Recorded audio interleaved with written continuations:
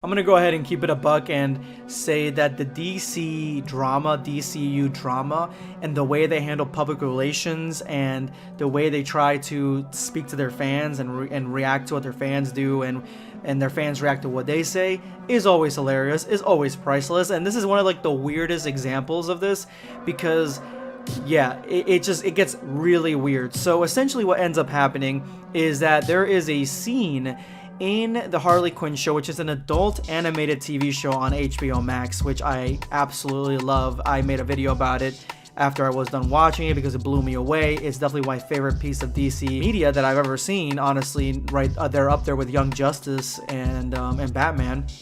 And yeah, so there's a clip in this show. There's a scene in this show where Batman is giving to Catwoman in a certain relationship type of way. You know what I'm saying? Like he's not receiving, he is giving to her. And so he's doing this, right? And I don't know what the context of the show is, but I guess he's hooking up with Catwoman and he decides to go downtown. And then the executives said no. We're not doing that.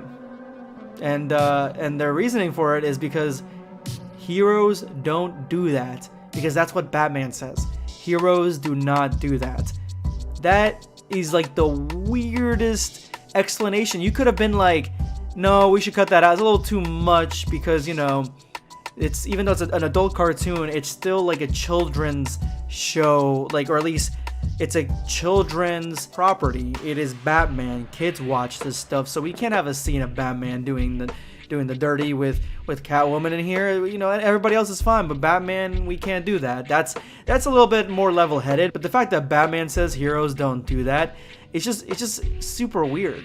It is like really, really weird. And like, then they have an addendum. They add, because they see all the backlash. Everyone's memeing it right now. Everyone's talking about it, and they're clowning on it. And so they see the backlash, and the DC executives decide, you know what?